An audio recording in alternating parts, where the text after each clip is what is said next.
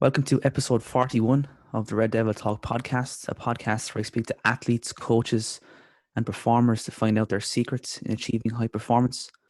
This week, as a huge snooker fan, I'm absolutely buzzing to say I'm joined by a man who has been champion of the world. This man is a UK Championship winner, a Masters champion, and of course, World Snooker Championship 2021 finalist is, of course, Shaun Murphy. Shaun, it's a pleasure. Thanks for taking the time. No, pleasure to be here with you, Jimmy, actually. We're really looking forward to our chat. Thanks very much. Let me begin by saying congratulations on a first-class performance over the 17 days at Sheffield. Of course, there's no getting away from it. You would have been gutted to lose that final. But now that the dust has settled and you've had time to reflect, Shaun, how do you reflect on what you achieved over the 17 days?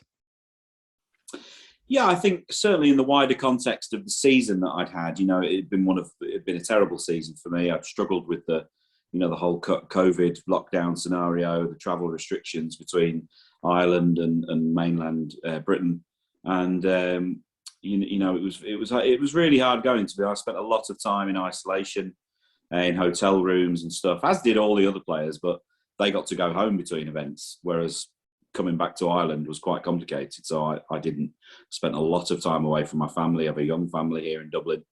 And, that was quite challenging. FaceTime's great, but it kind of pulls at the heartstrings at the same time. And again, that's easier to take if you're getting the rewards for it, if you are getting the results, if you are having runs deep into events, which I wasn't. And so, yeah, it was, in that context, from that perspective, finishing runner-up in the World Championships, having endured that for a year, obviously was great. And ultimately, I've come second in the biggest tournament in the world. I suppose if you'd offered me that at any stage during the season, I would have snapped your hand off. Losing to Mark Selby, is no disgrace. I got to within 3 frames of the line.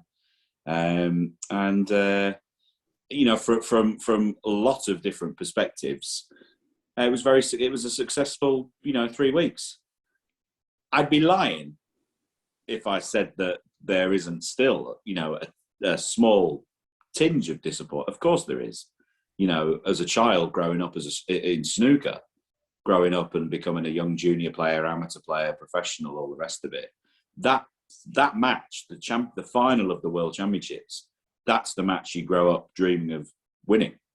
No one dreams of losing that match. And I've been in that final now 4 times in my career. And, I've got 1 world trophy to show for it. And I have to sort of accept that my style of play, which is very aggressive and go for my shots, and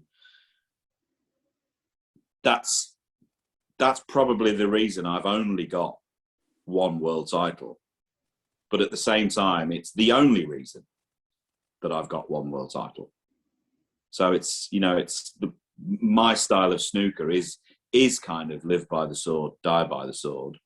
When I play golf with my mates, I'm taking the tiger line off every tee. I'm going at every flag. That's just who I am. So I've accepted that now as a 38-year-old man, father of 2. Been through quite a lot in my life. I've accepted all those facets of my character. And so I look at it from a much higher perspective now, from a much bigger perspective. Apart from not getting to 18 before Mark Selby, it was a great run and a great experience for those 2.5 weeks. You mentioned in your post-match interview, I'm paraphrasing now, this wasn't your exact words, but you implied that the tournament had reinvigorated your love for the game, essentially. Would it be a fair comment to say you lost your passion a little bit for snooker?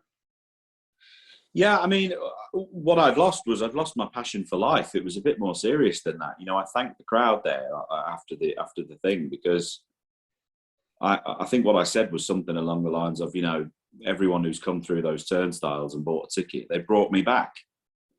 And there's very few people know how deep, I'd slipped throughout the year. I never actually went to see a doctor and spoke about the word depression, and I didn't actually go down that road. But I've no doubt that if I'd gone to see somebody, they would have prescribed me some medication and told me to sit in a dark room for a period of time. Like, I just wasn't in a fit state mentally to, cope with life. I was in terrible humour when I was at home. I think my wife, it must have been terrible company when I was irritable, at a very low ebb. I'd spend days in the house, not doing any exercise, not really going to practice like I should. I think everyone suffered in the last 12 months, and it really affected me. And, you throw in the element of spending long periods of time away from your family, in a strange place, you're locked in. There's none of the aspects that make tour life fun existed anymore during the last year. And, the whole thing became quite difficult. And I kept saying that I felt that when crowds returned, when the public returned, I felt that could be the difference for me. And I learned quite a lot about myself in those 12 months of no audiences. I learned how much I thrive on that atmosphere, and how thankful and grateful I am for these people who pay their money to come and watch the snooker and create that atmosphere for you to perform in. And I had a sneaky suspicion that when they returned, my game might return as well. But obviously I couldn't have predicted what happened at the Crucible. And I think the overriding feeling after the final, certainly when I made my concession speech, was just one of gratitude, because it wasn't just a love for snooker that I'd lost. It was a love for life. It was I was in quite a dark place mentally, and they brought me back. Well, I can say with great confidence that you gained a lot of new fans over the 2 weeks. I think that was clear. We saw a side to you that we haven't really seen before, the fist pumping, trying to engage the crowd. Personally, I thought that was excellent. I love to see people's personalities coming through in a performance. Was that a conscious effort to earn the backing of the crowd, or just a natural showing of emotions? No, it wasn't a conscious thing at all. It was a pure playing on my emotions. I made a decision. The only conscious thing was I made a decision about a year ago, just before lockdown, that I was going to embrace probably who I really am in terms of snooker. Because I am a showman. I am a show-off. My wife says I'm the biggest show-off she's ever met. That's who I am. And, I'd never back away from a challenge and all those other things. And there's a funny kind of etiquette in snooker where amongst the players, it's only amongst the players, the whole fist pumping thing and engaging the crowd. And even when you make a century break, if you just acknowledge the crowd for their applause, it's kind of frowned upon backstage. Now, I think the feedback I've had from social media and everyone I've spoke to is that they loved it, and they loved the fact that I was interacting with them and giving them my energy, and they gave it back to me. And my Twitter feed has been full of positivity around that engagement. But I know for a fact that in players lounges and rooms around the country, and in snooker players' homes, there'll have been some raised eyebrows. And I guess it's one of those things where you have to go, well, I'm probably going to upset a few of my peers by doing this. But it's who I am. And I've decided that, especially after the 12 months we've had, it's time for us to just be who we are. Because your life could be taken from you at any stage. Your life can be stopped. You can be told to stay in your house. Your life stops. Your social life stops. Your business life stops. And I think it's just time we engage and be who we really are. And who I am in snooker terms. Like, I am that, entertainer. I am that emotional player. I do want to, give the crowd value for money and entertain them and send them away with a smile on their face.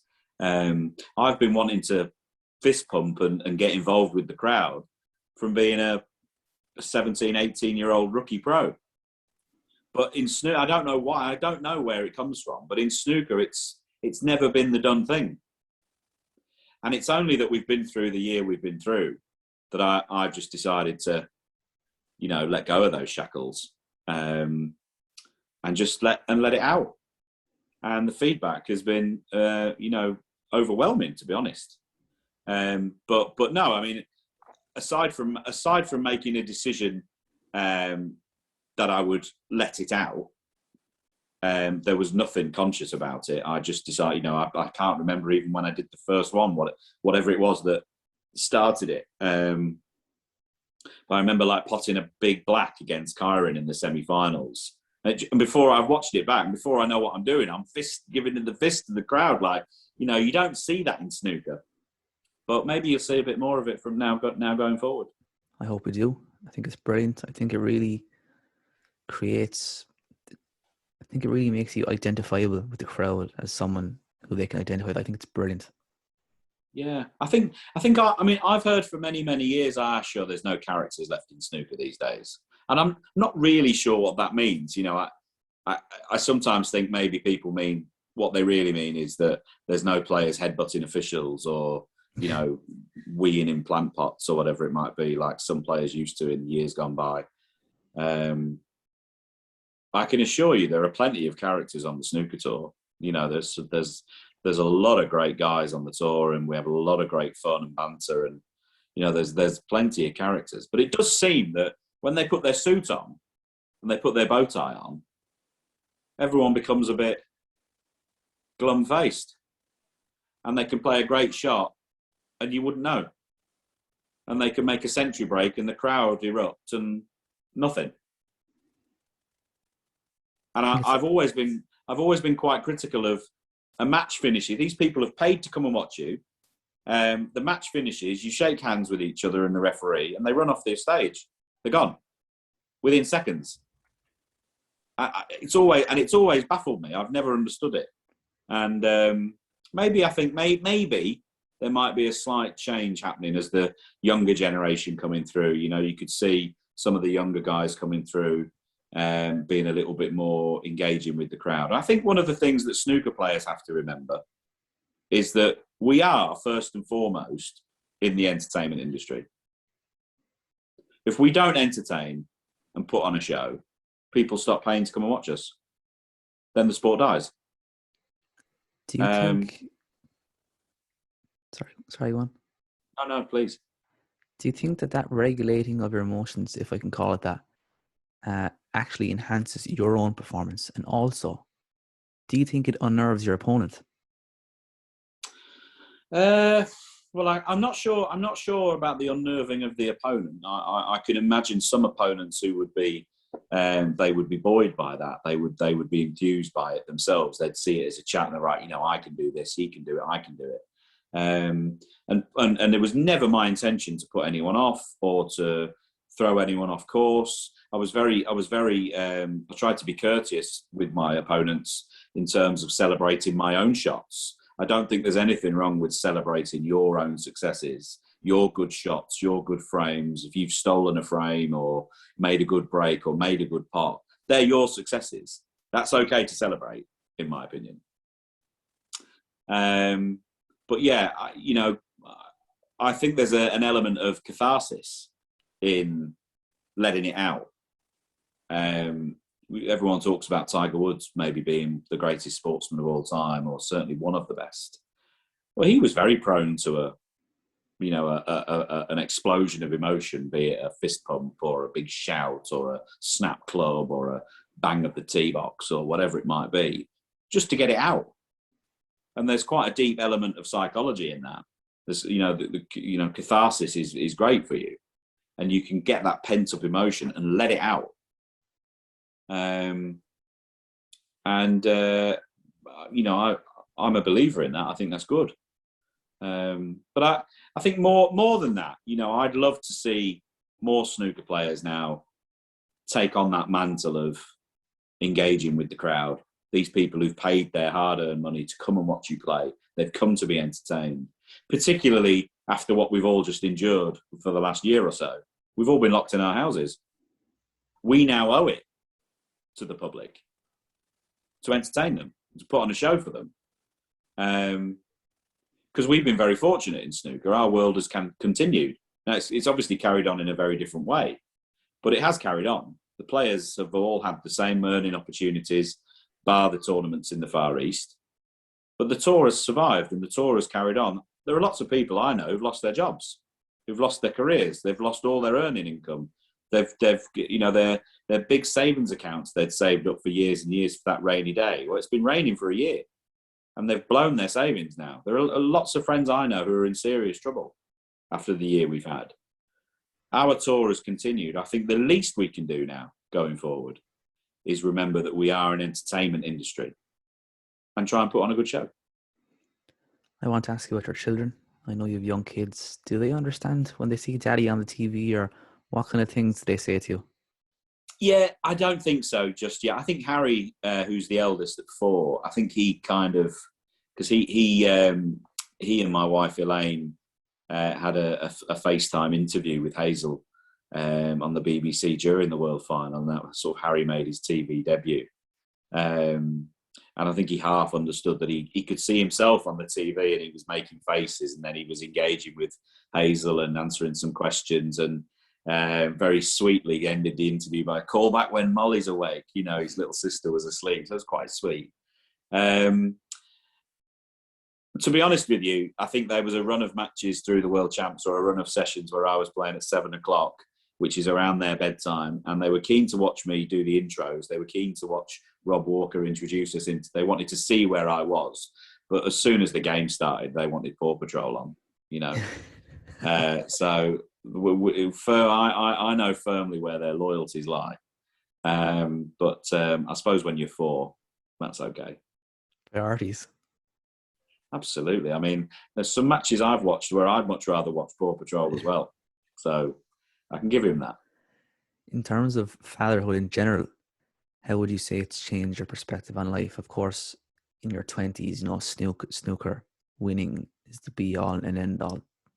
Losing is probably, you know, it probably consumes you. But as you get older, did becoming a father change your perspective in life? Is it easier to, I suppose, deal with the big losses? I think without question, but I think you've just touched on it there. Before I had children, snooker was the be all and end all of my life, and my emotional state was governed by how my snooker was going. And I'm sure my wife would say I was a bit of a tough person to live with at times. I think when you have children, there's several elements of it. You don't have time to be down on it. We wouldn't be Premier League footballers or the golfers or tennis players who would earn the finance they have chefs and cleaners and housekeepers and live-in nannies and all that, au pair. We wouldn't be in that league. Snooker players aren't in that bracket. And so, like, when I come home, I dump the bags at the door, you're back into dad mode. And Harry and Molly, they don't care whether you've won or lost. They want you to play with the Hot Wheels tracks in the nursery, or they want you to play with the Paw Patrol gear or the PJ Masks, or get out on the trampoline or in the garden on the swings or the slides, or they want you to do bath time or whatever it might be. They don't care whether you've won a snooker tournament or lost in a big final, or it doesn't matter to them. And so you don't really have the opportunity to wallow in self-pity, which I think for me has been really good, because I would have been susceptible to that. I think when I lost in the World Final in 2015, I had no children back then, 6 years ago. I don't think I left the house for the best part of 2 weeks after the final. Just descended into a chocolate fest. It just went south on the chocolate, and would have been a bit of a misery. Yeah, but I think when you've children, you don't really have time for that. Yeah. Anyone out there who's listening, with children, you just don't have the time. There's always a pickup to do, or take them to crash, or pick them up, or somebody needs something doing, or there's things to be done in the house, or, and it's great that for me. It's been great. So when I come home, win or lose, when you're at home, you stay fairly level, because you come back in and you're dad again, and they're not in, and rightly so. They're not in, they don't care who you are in the world outside this door. When you walk in here, you're dad, and it's time to go on the swings. You just touched on it there, that your last World Final appearance was 6 years ago. And as we've already mentioned, you've mentioned the dark days this year, you've mentioned your tough season. Did you think that the big occasions, being at the one table set up at the Crucible, did you think those occasions had passed you by?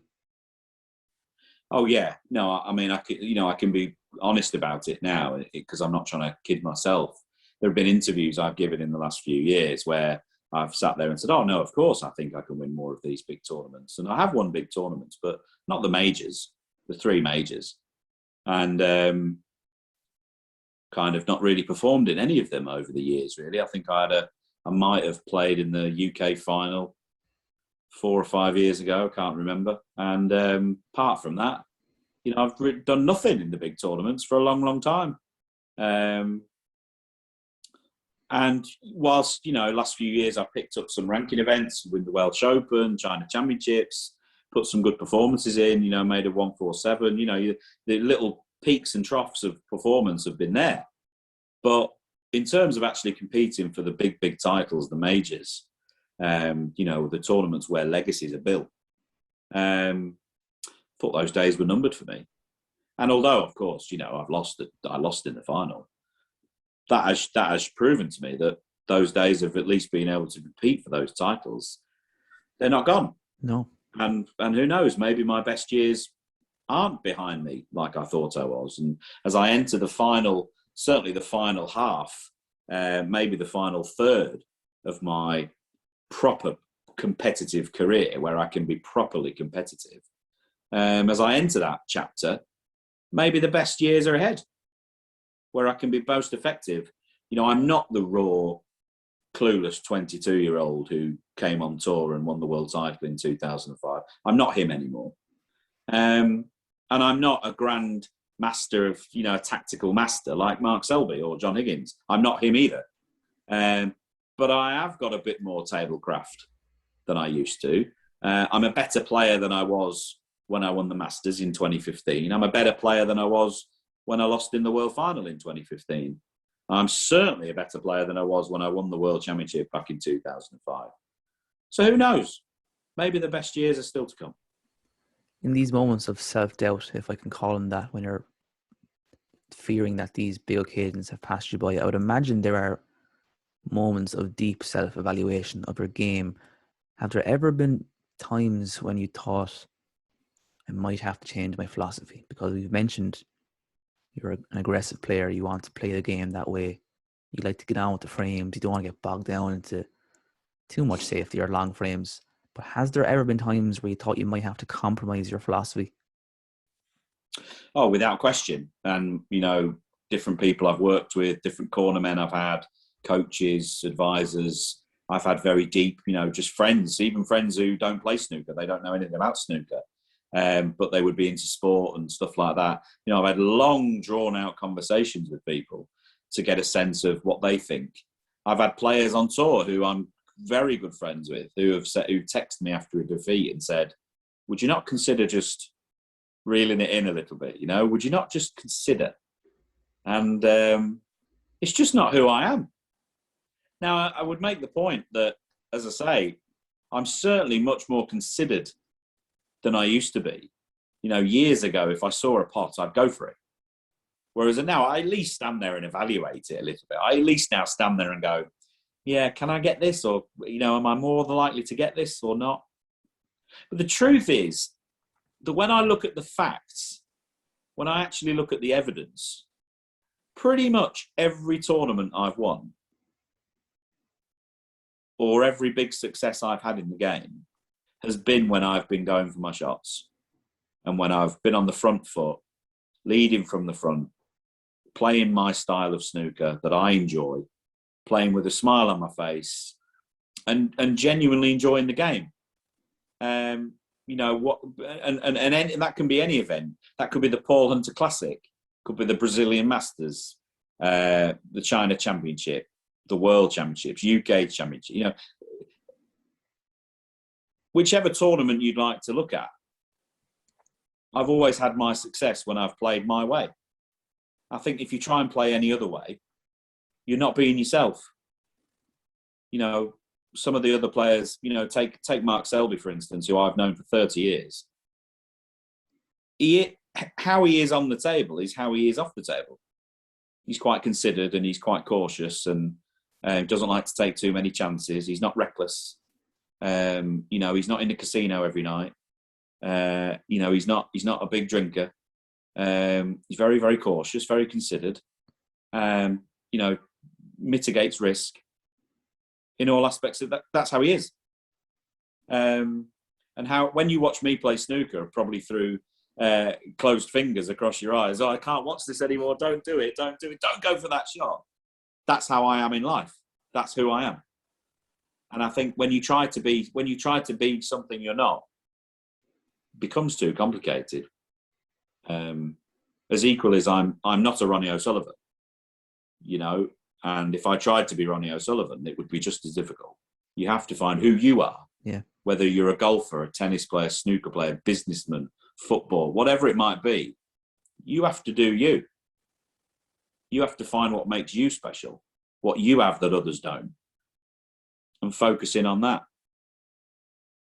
And one of my biggest strengths sometimes is my biggest weakness. My very last shot in the World Championship final this year, where I tried to put a red down the side cushion, which was quite high tariff, but in my opinion was the shot to play at that moment, because I had Selby on the ropes at the time. I had him rocking. And in my opinion, if I pop that ball, I win the match, because I could see he was rolled. Although I was 2 frames behind, that was a massive swing point for me. And one of my biggest strengths is that I've never, ever turned away from those big moments. I've never hesitated. I've never bottled it. Never stepped back from those moments where the game sometimes demands that from you. Now's the moment to do it. And I've always been very good at stepping up to that mark. And it's cost me sometimes, but it's also won me some tournaments as well. And that's something I'll always stand by. In psychology, there's this idea of vigilance, which is basically the ability to maintain attention and focus over an extended period of time. To me, competing for 17 days at the World Championship is a real test of that. What's your own approach? How do you relax in the downtime to ensure you don't end up burned out? Yeah, I think there's a lot of these. You talk about not leaving any stone unturned, and there's a lot of these facets that I think a lot of players are yet to look at yet. What do you do between matches, between sessions? What do you talk about in that 15-minute interval? What do you do? Because you can rush back to the hotel between sessions. You might have 2 or 3 hours to kill. What do you do then? You win the first match. You've got 3 days before your next match. What do you do in those 3 days? And it's massively important to do the right things, as you can imagine. But you are right. It's sometimes, certainly the World Championships is a challenge of you on and off the table. We've had some famous players over the years who very openly have talked about how they potentially threw away tournaments because their life off the table didn't allow them to perform on it. And you've got to be careful not to do the right thing. But neither can you live and breathe snooker for 17 days. You have to have a vent. Yeah. And listen, for me, it gets no more complicated than going out for a nice walk.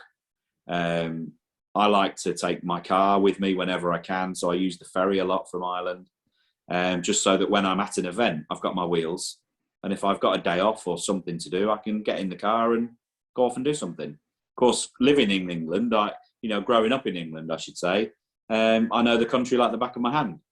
And I've got lots of friends and people I know dotted across the country. I'm never too far away from a cup of coffee at someone's house. And having the car with me there gives me that ability to just jump in the car and sail off. I might go to a driving range or a golf club or go and see a friend or whatever. And for me, having the car with me whenever possible makes being away that little bit easier. Certainly makes the car park bills a bit higher as well, because the car was parked in the multi-story in Sheffield for 2.5 weeks, and the bill was quite significant. But I had an amazing touch. I'm going off the story here, but on the day after the final, I came to pay my car park tab, and the machine was broken. Boy. And she said, the woman on the machine said, "Oh, you'll have to ring the head office and pay." And I rang the head office to pay, and their card machine was down. They couldn't take payment over the phone. She said, "I'll just have to let you out." I was like, yes, result. Felt like I'd won at life. Every cloud. Yeah, every cloud. Yeah, but no, in all seriousness, it's a lot of Netflix. It's a lot of, FaceTiming the kids. Not trying to get involved. I used to get involved a lot. I used to run the Players Commission. I was a board member for WPBSA, and you'd find yourself, you've got a backlog of emails to get through, work to do for the players. You might be going through the players' contract. Looking at in disputes with Barry Hearn or World Snooker Tour and trying to make life better for the players. All that sort of eats away at your own concentration. So I don't do any of that anymore. I took myself out of those positions because I felt it was affecting my game. And really now, it's just keeping your emotions in check, not getting too excited if you're having a good run in a tournament. Shutting off from people is a big one, because as you can imagine, the further you go in an event like the World Championships, your phone gets busier and busier and busier. And maybe not in COVID times, but in normal times, you'd be sorting out tickets, passes, VIP passes for your sponsors, for partners, managers, family, brothers, sisters, all of this stuff. Everyone wants to come. And people only want to come to support you. And you know what I mean? It's great. It's great that people want to give their time to you. But it's on you to arrange it. And this year was a great relief for me, because I was able to. There was none of that, because if you wanted to come, you had to have 2 PCR tests and a lateral flow test and something else. So it took the pressure off everyone coming. Some people did come towards the end, but a friend of mine took that responsibility away and he arranged it all, which was great relief for me. And all of that stuff is massively important. I'm always keen when you see rookies come on tour, and you literally, as they have a run in an event, you watch them make all the mistakes you made. You walk in the tournament office and they'll be there going, any chance we can have 4 more tickets for the balcony there? And my great auntie Maura's coming, and all this, and you go, yeah, you'll learn. You will learn. There's a reason why, like Stephen Hendry, when he was at his peak, he had nobody come with him. Nobody. I think his partner might have come to a final every now and again, but literally every now and again. And that's the difference between someone who's there to try and win the tournament and someone who's there having a week away. My dad is a big fan of yours. He said last week that you're the closest thing we will get to an Irish World Snooker Champion for a while. Often we hear the British media trying to claim people. They often refer to Katie Taylor as British. Yeah. Do you find it funny that the Irish are trying to claim you? Well, obviously there's a close element of truth in it, because my if you could do a DNA test, I'm sure more of my makeup is Irish than English. I was born to my 2 parents were born in England, and I was born and raised in England. But if you go back a generation, most of them were Irish. The family grave is in Kilcock, in Kildare. My mum's side of the family come from near Donabate on the north side of Dublin. And, whilst I sound very English, I know that. My roots and what makes me is very Irish. I was brought up in a very, there were some very strong values instilled in certainly the house I grew up in as a child, and they come from an Irish family, and I'm all for Ireland trying to claim me. I'm all for it. I said in an interview last week that I always imagined myself living in Ireland at some stage of my life. It's when I met my wife Elaine, and like most Irish people who go abroad, Elaine was very keen to return to Ireland at some stage. I wasn't surprised that we ended up here. Our daughter Molly was born here, and I hope we spend the rest of our lives here. And I'm all for being claimed by the Irish. That'll do for me. I want to jump back to this idea of mental practice, something I'm really interested in. I spoke to Ken Doherty before. He told me in '97 he visualized himself lifting the trophy. I've spoken to boxers. They tell me they would envision the walk to the ring. They would envision the dressing room. They would envision certain scenarios of a boxing match, how they would deal with them should they play out. Is mental practice something you've incorporated into preparation or performance? Oh, without question. I mean, it's something that, it turns out by fluke more than anything. But my father instilled a lot of that in me from being a very young boy. I'm pretty sure he would have read it somewhere and instilled it in me. But working with my coach, Chris Henry, from 2013, most of our work has been off the table between the years. There has been some technical tweaks on the table along the way.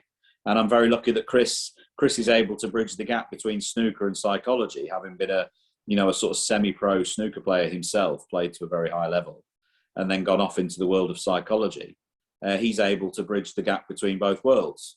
But the vast majority of the work we've done together has been about the mental side of the game. And, there are two elements to it. You've got the thing in the brain called the amygdala, which basically is, that's like the panic station. And when it receives information that it doesn't recognize, it sets off your flight or fight sense. And that's what's kept us the dominant species on the planet. That ability to recognize something as danger and run away from it is why we are the dominant species on this rock. There's a great book out there by Dr. Steve Peters called The Chimp Paradox. It's a fabulous book. And, I'm not paid by anyone to do with that book at all. But if you haven't read it, you really should read it. I wish I'd read it 20 years ago. And that explains it, very, very well. But if the amygdala doesn't recognize what it sees, it panics.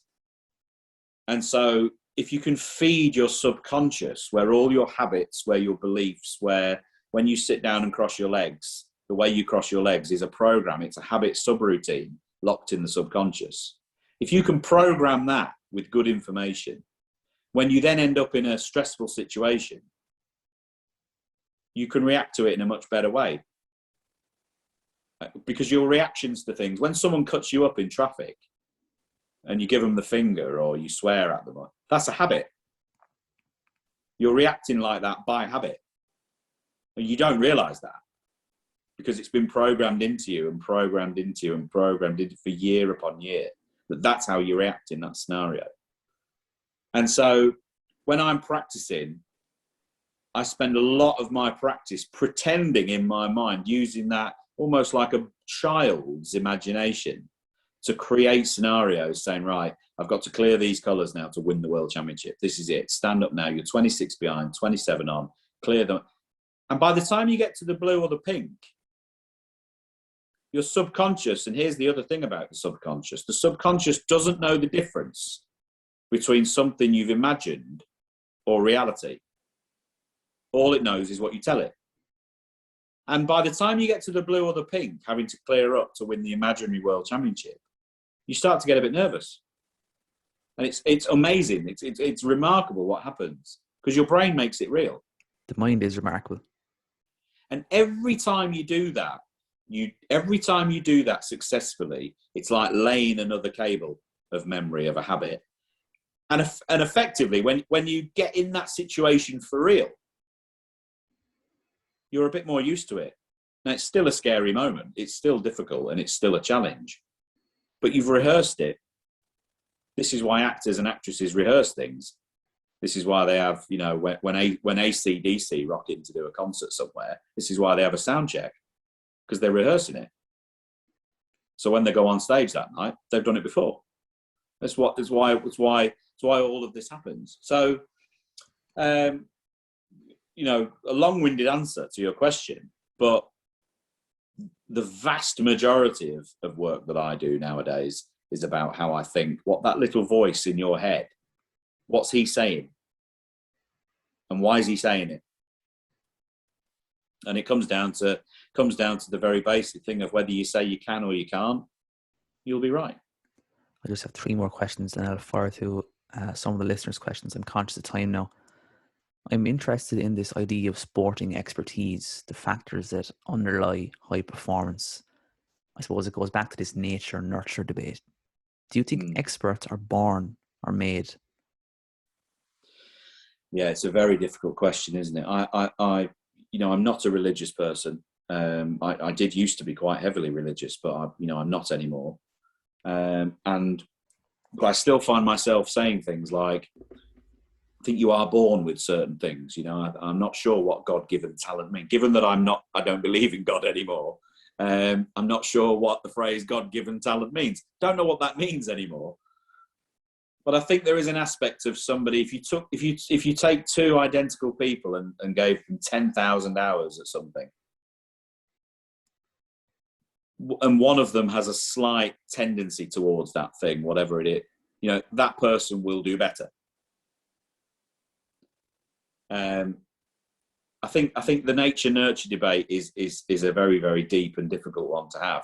I tell you what I do know for a fact is that if you don't put the time and effort in, whether you've got talent or not, if you don't put the thousands upon thousands of hours in required to become a master at something, you can't have it. That's for certain. And then, whatever the phrase God-given talent means, that's like the added extra at the top. That's where you get somebody like, has Ronnie O'Sullivan put in more practice than Peter Ebdon? Probably not. I know Peter very, very well. When he was on the tour, I grew up in the area where he was the local professional, and like very few people in the game will have put more practice in than Peter. O'Sullivan had more natural gift for the game. He plays right-handed, left-handed, one-handed. The best player we've ever seen. That's not because he's worked any harder. And then you've got the flip side of that coin. You've got people who they've got the biggest gift in the world, and they just don't put the work in. And of course, we've seen plenty of those people over the years as well.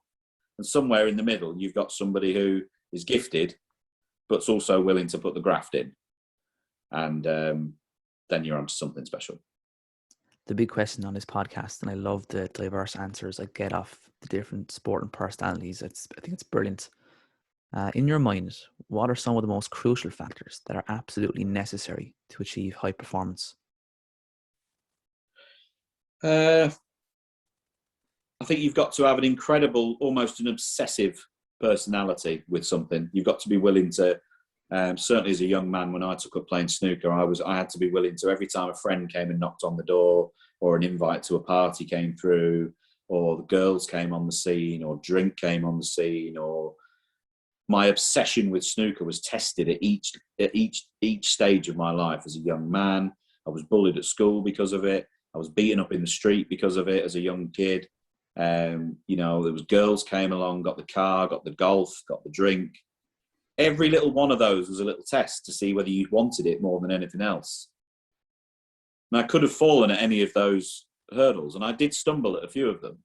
And I was very lucky that those people around me picked me up and kept me on track and highlighted to me that I was starting to wander. So I think you've got to have that obsessive desire to succeed at something. You've got to have the good support network around you. I see so many people who've got all the right things, but they've got idiots in their corner. And that's a terrible shame. There are some people I know on the snooker tour, and I won't name any names, of course, but there are lads I know on the tour who, if they had better people in their camp, they'd be better snooker players. And that's not really through any fault of their own. They don't know. The person advising them just isn't capable of advising them. And that's a shame. So I was very lucky in that regard. I had very good people around me. I think talent does play a role, whatever that means, whatever that innate talent factor is. And then I think outside of that, there's whatever the word luck means. I'm not sure what that means, but whatever it does mean, you do need, if you were writing a list of 10 vital ingredients, luck would have to be on there. I was very lucky in my young career that the big local firm in my area, Doc Martens, they were based in my county. They agreed to sponsor me. Now, without their sponsorship, from being 12 years of age, I simply couldn't have afforded to chase the dream of being a snooker player. That's nothing to do with, am I willing to graft? Was I willing to put the work in? Did I sacrifice things for the game? Because I did. But if I hadn't have had their financial input and their support, I couldn't have chased the dream any longer. It was just simple maths. So there comes a stage where you need a bit of that sprinkling of a bit of luck. And after that, after that obsessive nature, that determination, that you just refusing to say no, good support, having good people around you, and a thirst, a hunger to learn, I'm not sure you need much more. Brilliant. I think everything else is a bit of fluff. Brilliant. But I think those things are vital. It's now 10 to 10, Shaun. I'm wondering, do you have time for some fan questions, or will we wrap it up there? Sure. Listen, I've got all day. I've got nowhere to be. Are you sure? There's only like 5, and they're short enough. Fire away. Okay. I'm just going to conclude with the fan question, Shaun, if that's okay. This comes in from Ray on Instagram. He says, is there anywhere in Ireland on your bucket list, anywhere you haven't been yet that you'd like to see? Yeah, well, I'm a big golfer, and I'd love to, I've got a short list of courses I'd love to visit on the island.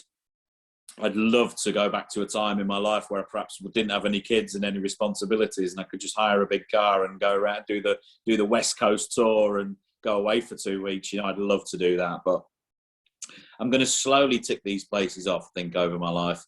I've never really been over to the West Coast much for my sins. I've been to Killarney and some other places. They're doing tours, exhibitions in recent years.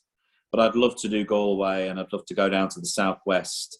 I'd love to go and see that iconic coastline over there, the Atlantic coast, and find myself in an old pub somewhere, where there's no phone service and you can just go missing for 2 or 3 days. That would suit me down to the ground. Sounds lovely. Another one from Ray. Do you like Guinness? Oh, I always did like Guinness, and I never really believed that the Guinness in Ireland was better than the Guinness elsewhere. But it is it is nice to hear, and I've become a bit of a fan of the Guinness. But it's I think it's quite calorific, so I think you've got to be wary of how many of those you sink. Yeah. But I would be a fan of the Guinness, for sure. This one is from Alan on Twitter. He says, do you enjoy watching hurling?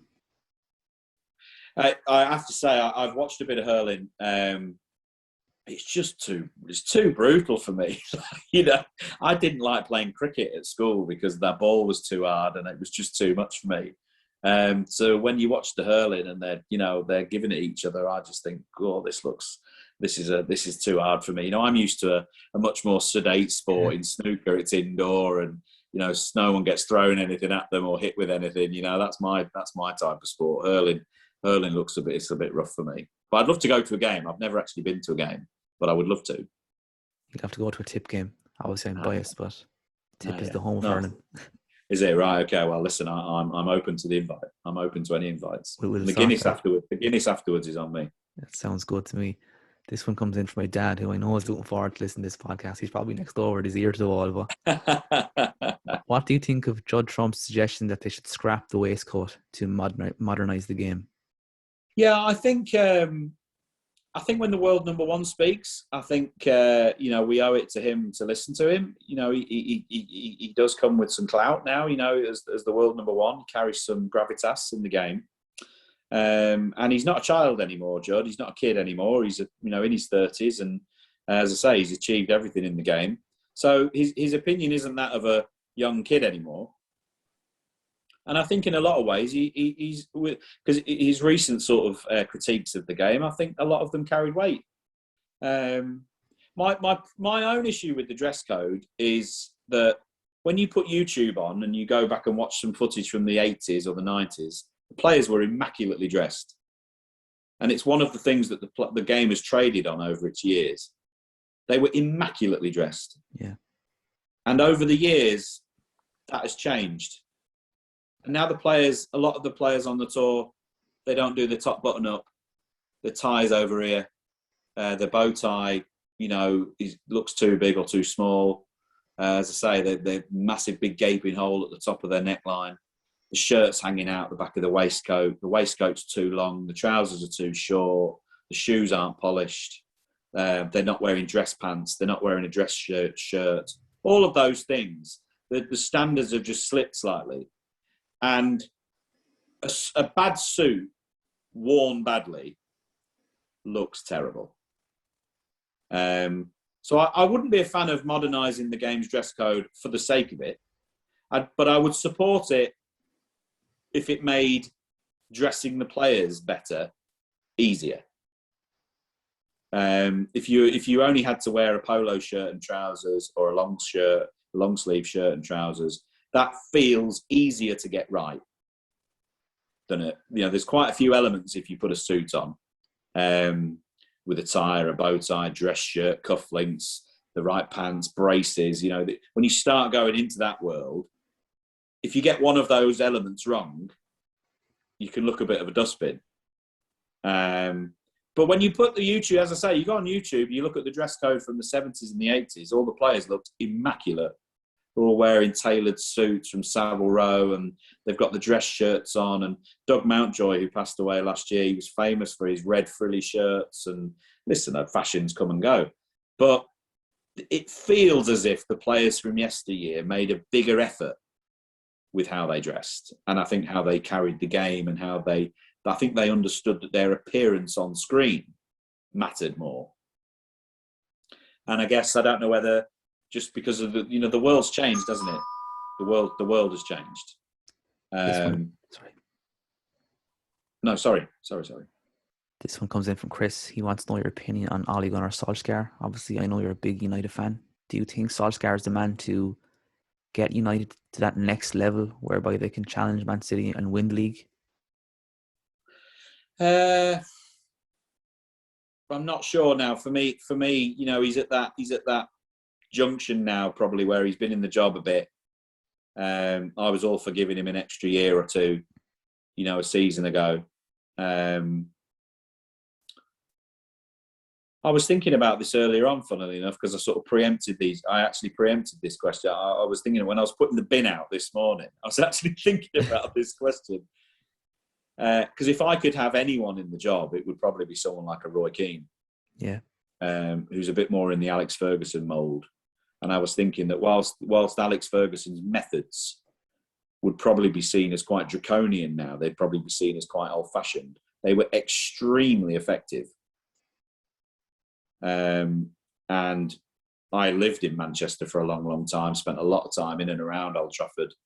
And lots of friends were on the youth team, and they had quite a few close connections to the club. And you would hear stories of how Sir Alex, I should say, ran the club. And just strikes me that, when you're talking about man management and bringing the best out of people, no one's come close to what he was able to do. We haven't found anyone who's been able to motivate that team of players and get the best out of these players like he was able to do. And I don't know what the answer is, to be honest with you. I don't know. I'm the same as everyone else. I don't know what the answer is. I hope we're not going to endure. I really hope we're not going to endure what the Liverpool fans had to endure for 20, 30 years of mediocrity before suddenly bursting out of it in the last couple of years. I hope we're not having this conversation in 20 years about what direction United should go. But there's a fair bit of trouble, isn't there, going on at the moment? And I'm not sure that all this. I'm not sure that what's going on at Old Trafford the last couple of days and last couple of weeks off the pitch is helping. I completely understand where people are with it and people's emotions and people's beliefs, but I'm not sure it's actually helping the lads on the pitch get the result, which of course is what it's all about. And ultimately, I suppose I'm glad I'm a snooker player and not a football manager right now. The final question, Shaun, I want to, before I finish, once again, thank you for your time. It's been an absolute pleasure meeting you. You're welcome. If you have 30 minutes to have a conversation with someone, you're sitting on a bench, you have 30 minutes. This person can be dead or alive. It can be a musician, a sports person, an author. If you have 30 minutes to have a conversation with someone, who would it be and why? Do you know what? It would be myself. And I'd go back in time and I'd have a conversation with a younger version of me. Because when I was younger, I said and did a few things that I wish I hadn't done. I gave some press conferences years ago where I said some things which haunt me now. As a grown man, I think, well, you couldn't say that. You shouldn't have said that. I'd go back and tell that person to just keep their head down Just practice, focus on what they were trying to achieve. Don't get involved in all the stuff off the table. Don't get involved with, running the game and doing the players board and all of this stuff. Just don't start telling the world's press that you want to be remembered as the greatest ever player and all this. I said some really dumb things when I was a kid, and I wish I could go back and change those things. I can't. But if I could have that 30-minute chat with somebody, it'd be, Shaun Murphy when he was 18, 19, because he thought he knew everything and he actually knew nothing. You're a class act. Thanks very much.